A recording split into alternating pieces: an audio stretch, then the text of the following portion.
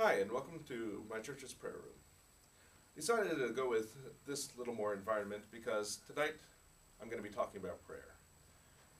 And a wonderful example of how to pray, of course, is in Matthew. It's the Lord's Prayer. Everyone pretty much knows this. Our Father, who art in heaven, hallowed be thy name, thy kingdom come. It's all nice, but I want to address the verses a little bit before that. And it really goes to the heart of how to pray. And I've nailed this down so that it can be memorized with simply the three S's of prayer. The first S of prayer is you want the prayer to be secret. Back in the time of the prophets, many people, they just prayed to no end.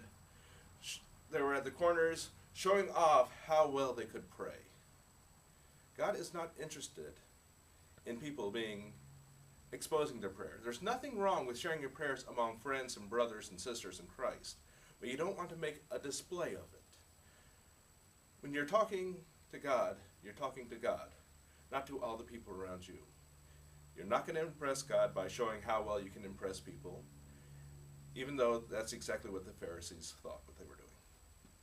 So the first S is secret. The second S even gets a little more closer to the heart, is you want the prayer to be simple. The Pharisees prayed in such wonderful languages, and even still, a lot of us have that Lord's Prayer memorized in the King James language. The problem is that when you're talking normally, you normally don't use words like thee, thy, thou, thingamabab, thingabaloo. There is none of that in the language. You're talking with God. It's the same as if I'm talking to you. You want it to just be simple English, simple language. It is this through that we have the power of prayer, that how it begins to change us. If we do not understand what we are saying, then prayer is not going to help us at all. The last thing is you want the prayer to be sincere.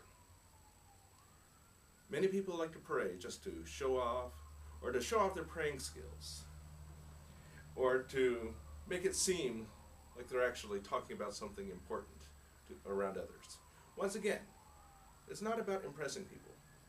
You can impress God with all the things you want in life. You can ask God for anything in the world. You can ask God for blessings beyond incredibility.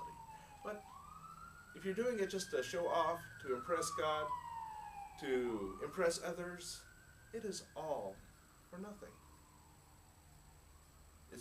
God answers the prayers of someone who seeks Him with a sincere heart.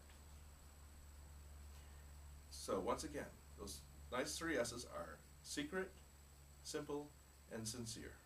If you keep your prayer with a secret, if you keep your prayer simple, if you keep your prayer sincere, God will bless you and change you like you have never expected. I'm Brian, and together we are in His service.